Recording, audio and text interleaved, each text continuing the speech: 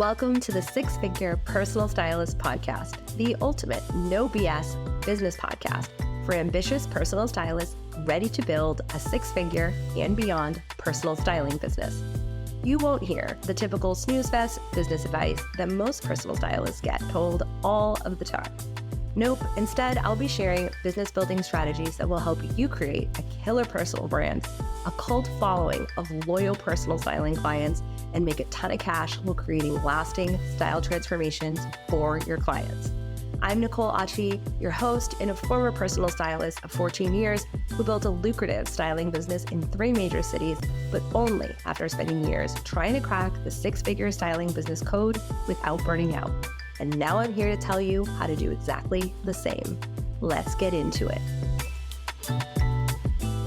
Today, I want to talk a little bit about how our businesses feel to us on a day-to-day basis, because this is the easiest thing to let slip away. And yet, I think it's so important in terms of the impact it can make on the actions we take and how much we earn, because it really shapes our relationship with our business. And the last month or so, the last 4 to 6 episodes have really been focused on tactics and business building strategies. And, I'm all obviously for those things. They're important to me, but I think it's important to shift the energy a little bit as we head into spring. Stylists tend to get really busy in fall and spring. My goal is for them to be busy all the time, but you'll see a natural uptick in those seasons.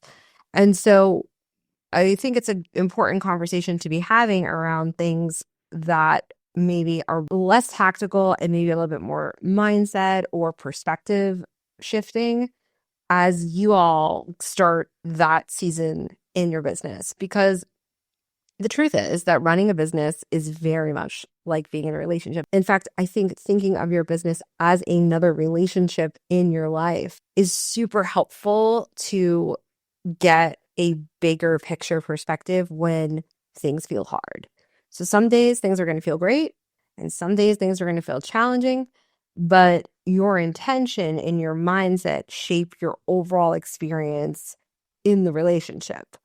And it really is true in business, and it's true, obviously in our personal relationships with other human beings. But we can, and I am going to raise my hand and say that this is my default mode, treat our business like something that is just supposed to serve us 24/7 without thinking about what we are putting into the relationship. Because it's easy to be performative in our business and spend a lot of time thinking about how our businesses look to other people, but how they feel to us is the most important thing. And it's interesting because so many of the things we're going to talk about today are things that, if you reflect on them, are relevant to being a transformational stylist.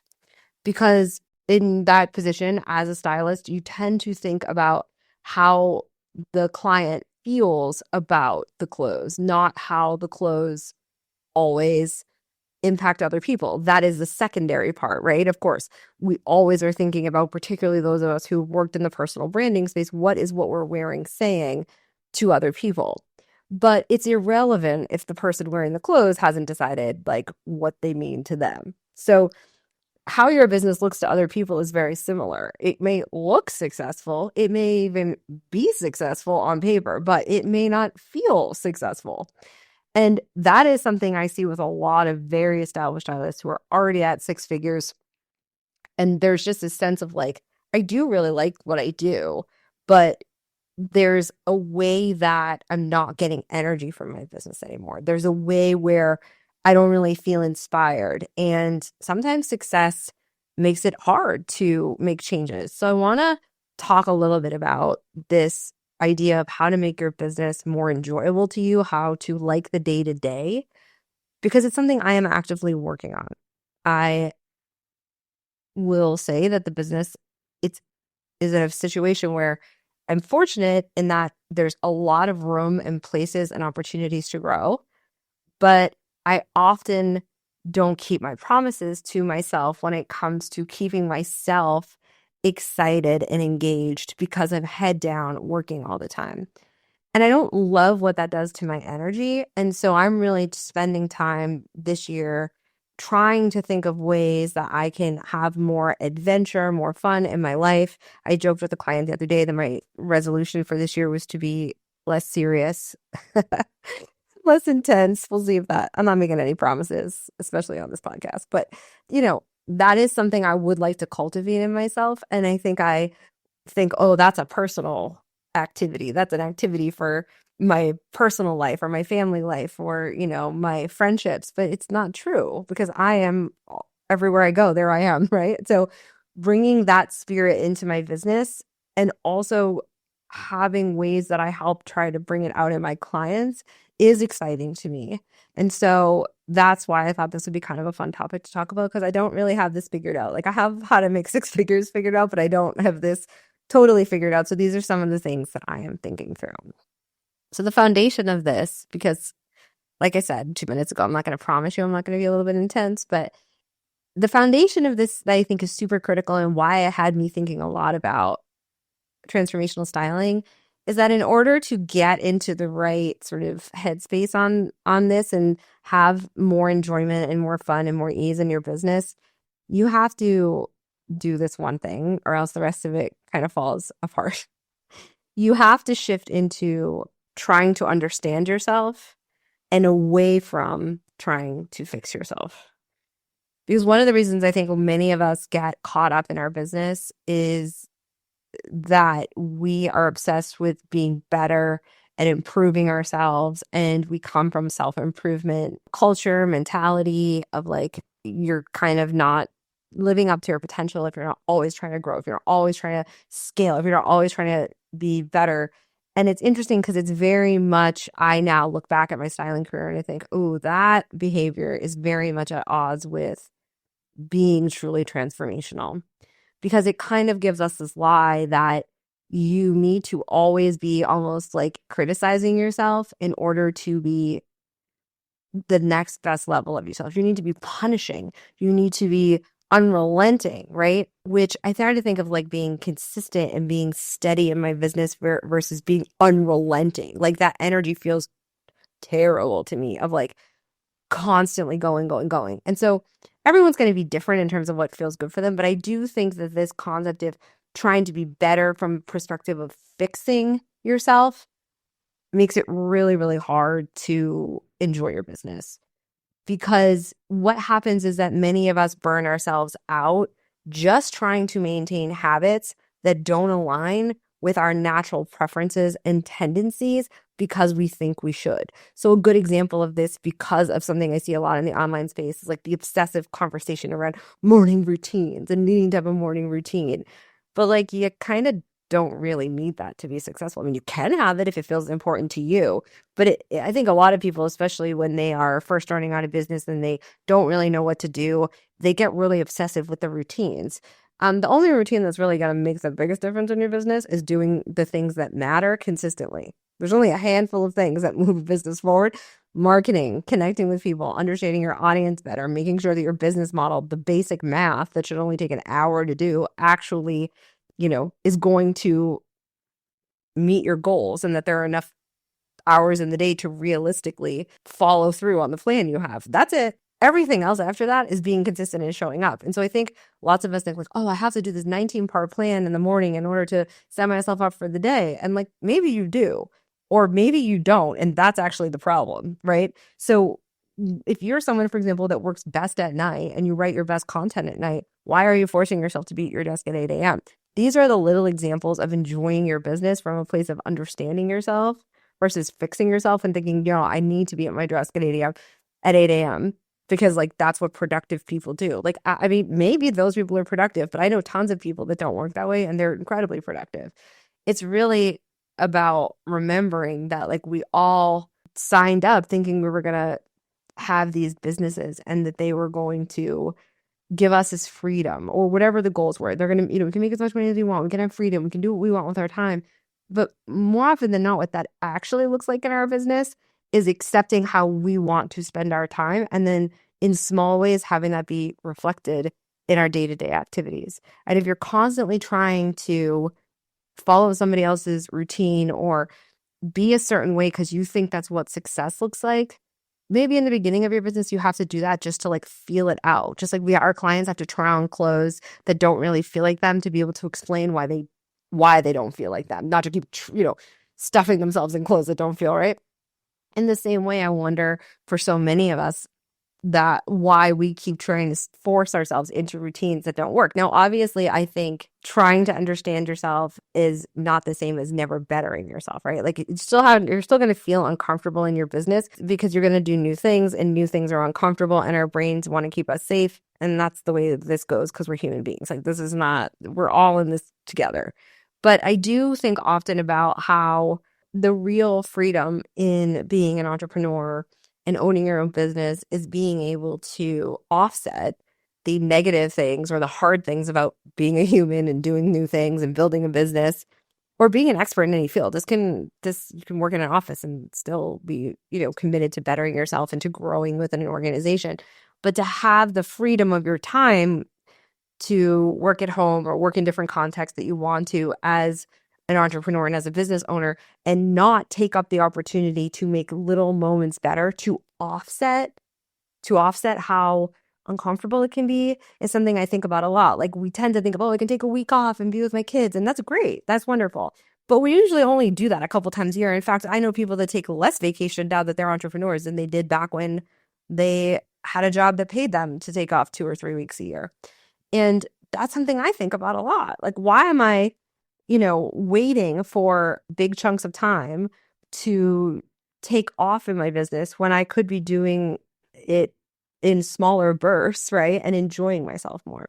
And all of this is important with respect to understanding yourself because how you're going to do that, how you're going to build that enjoyment into your business really needs to come from understanding yourself, or else it will just be another thing on your to-do list that you're forcing yourself to do, not another way of being in your business and in your life.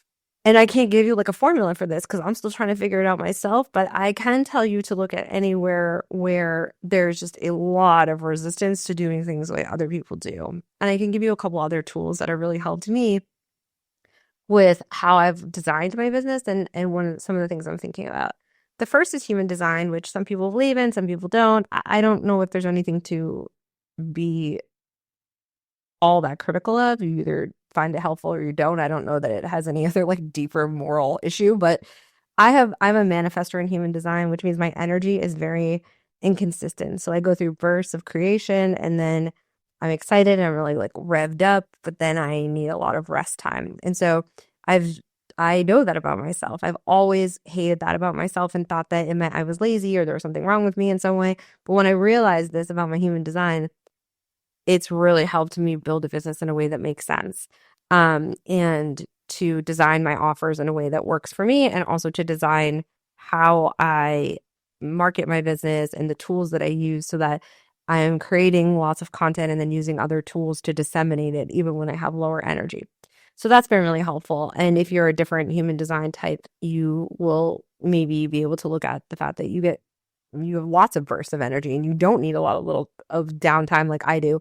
That may be a good way for you to plan your business. Well, another one that I found really helpful that I suggest to a lot of my clients is the book, The 4 Tendencies by Gretchen Rubin. She wrote The Happiness Project.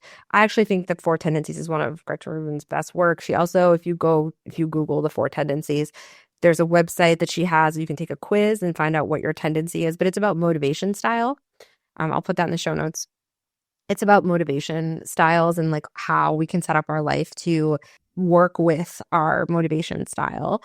And it's helped me tremendously. And it's something I talk to my clients a lot about versus being like, I wish I could just follow through on things on my own. Sometimes we need other people and other things outside of us in order to be accountable to do our best. And instead of fighting that in, for example, myself, I've noticed that like, okay, if I really want to hit a goal, I get a coach or I get a Pilates teacher or I pay to have the accountability that I need until it becomes a habit and then I'm good. And I think that the majority of people actually are that tendency. They have that tendency in their motivation style. I think it's like 50% of people. And then there are other people who are questioners, other people who are rebels, and they are the opposite in a lot of ways. So that has been helpful for me to stop fighting myself and trying to fix myself and just accept myself, because again, we can make some of these things like moral problems with ourselves, and they're just not. Like, it's just not a moral issue or something that we need to expend energy on to be like, you know what, sometimes I need a little extra support. Like, okay, why hold yourself back because of that? So those are some things that have really helped me. Also started journaling a little bit more. I'm not super consistent in that, but I know a lot of people have found that useful for understanding themselves better. So I will offer that as well. Another one that I think is useful for stylists specifically that I want to offer is, I'm not going to talk about marketing tactics, but I want to kind of give you a way of thinking about marketing, because this will be the biggest thing you have to do in your business. Whether you or somebody else does it, you do not have a business if you're not marketing it. Even if you're getting a lot of, referrals and stuff like that, you will never have, consistent cash flow if you're waiting for other people to remember to refer you. Like, that's just really tricky. So you have to market, and focusing on how your marketing feels to you is critical. There is definitely something to be said for the fact that you should be on platforms where your client is, but the world is a big place and most people are on most platforms. So I think that that's one of them. Like, I wish more stylists didn't feel like they had to be every place at once, because it usually isn't going well for them, and really just focused on one place at a time and growing in those spaces. So one of the things that's most helpful once you kind of figure out what areas or what ways of creating content, depending on the platform, like maybe you like video, or maybe you prefer to write, so you're on Substack, or maybe you like to write and do short form videos, so Instagram is good for you. Maybe you like long form videos, so you prefer YouTube. Maybe you like to blog, so you connect your blog to Pinterest, or you like to podcast. Whatever that is, I think that's really important, because in order to be consistent, you want to figure out, like, where are my people, what platform, and how do I like to communicate my message? But really, really, really, after those sort of tactical things are done, the way that we, especially as stylists, I don't know any other group of people that this is more applicable to, but looking at your marketing as a form of connection will change the game for you. Because the way that your marketing is going to be its most powerful is by you showing and demonstrating how well you know the group of people that you most want to work with. Which is why when people think of niching, they think of it in this like very specific way, but really it's about understanding the core life experiences, daily experiences, and outlook of the people that you want to work with most. And sometimes that means demographics and what we typically think of as a niche, but often in this day and age, it actually doesn't. So if you get that, and that is what you're really focusing on in your marketing efforts, then you're just having to relate and understand and be in conversation with. And relating to people and understanding people is something that most stylists really love about their job. So this perspective shift has helped a lot of stylists I work with who struggled with being consistent in their marketing, or really beating themselves up, or having a lot of shoulds in their language or marketing. When they kind of get that if you focus more on the people you want to serve and you are committed to them, and you think of your marketing as a dialogue and a back and forth, and you sit down and you say to yourself, what do they need to hear from me today? Which is for example, why I'm doing this topic. Your marketing is going to feel really different than if you're sitting there thinking about, what kind of content do I need to create to make them hire me? The energy is just really different. And you're also in the appropriate mindset for what it actually takes to be successful in your business, which is the long haul. The long haul. That's it. That's what it takes. It takes launching things or trying things and talking about things a lot of different ways over time, and perfecting that message and talking to your audience. And then you have to go back to it and do it again and again. So you might as well enjoy the people you got to do that with, because that's the truth of how it is. There's no marketing PDF. There's no there's better and worse ways to say things, to do things, but there isn't another secret to the game. And you see big brands creating communities, and it's so they can have access to these relationships to understand how they're being perceived by their audience. It's not a mistake. So relational marketing and this client-led business that I talk about over and over again on here is really just about connecting in your in your messaging and in your marketing and even in your selling, and seeing it as a long game, because that connection-based conversation is actually the thing that is required to stick around long enough to get people to listen. So when we face our to-do list and we're like, oh my God, not more marketing. I hate marketing, which is the number one thing I hear from people. I just want to remind you that if you look at it as a relationship and that you're connecting to your audience versus telling them some things they have to say or trying to figure out how to get them to hire you, it will change the energy in your business. And because marketing is the thing that most of us are doing, at least for a while, all on our own, and it feels really personal because it's us and our face and our name, this energy shift, this focus shift can make a really huge difference to how your business feels every day. The third one is finding creative outlets outside of your business. I am admittedly horrible at this. Horrible. So bad. So I don't know. The only thing I've mastered in this area is knowing not to get my dopamine hits from my business anymore.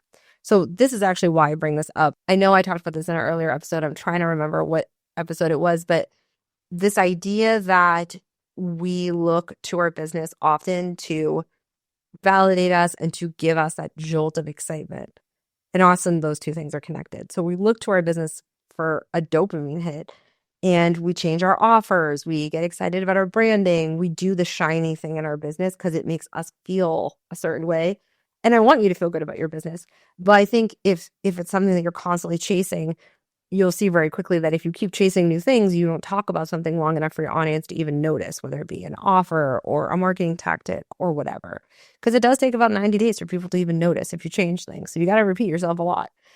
So if you're constantly changing things, you'll never give yourself the opportunity for you and your audience to be on the same page so you can have that connection-based relationship I just talked about. And so finding creativity sources, or even just sources of pleasure and joy outside of your business, particularly ones that allow you to feel a sense of agency and improvement and skill building. It doesn't have to be serious. It can be anything. It can be pottery, which is something I'd love to learn. Or, it could even be, for me, one of the things I'm trying to get better at is having things on my calendar to look forward to, because getting out of the house and doing those things when I tend to be chained to my desk, gives me ideas about my business. It makes me excited and makes me feel more balanced as a person when I come back to work. So finding creativity and basically dopamine hits, in the most base way of saying it, outside of your business is really critical to how you feel in your business. And it can be something as simple as like a walk, because it gets endorphins going.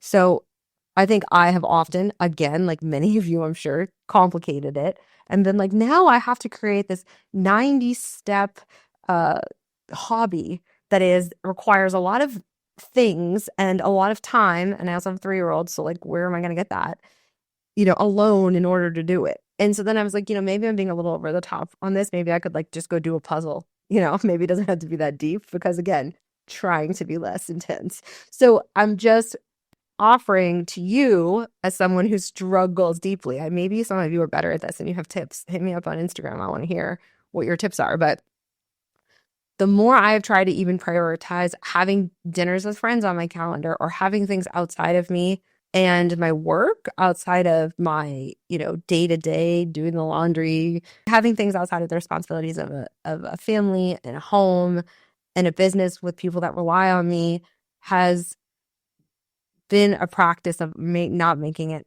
overwhelming or another thing on my to-do list. Something I actually want to look forward to is now what I think of when I think of creativity. I do not make it a bigger thing, because what I'm really looking for is a feeling, not necessarily a hobby, right? I mean, a hobby would be great if I had the time, but remembering that maybe it doesn't need to be that I take 50 pottery classes and become a master potter. Maybe I like literally just go with the friend a random Saturday night and do an intro to pottery class for 2 hours. Like, maybe it doesn't have to be so overwhelming.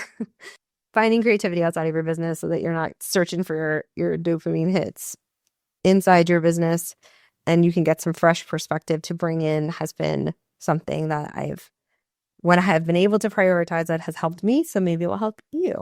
And then the last one, that's obvious, but I want to give a little nuance to it, is tracking your wins and tracking your progress. So progress is probably even more important than wins.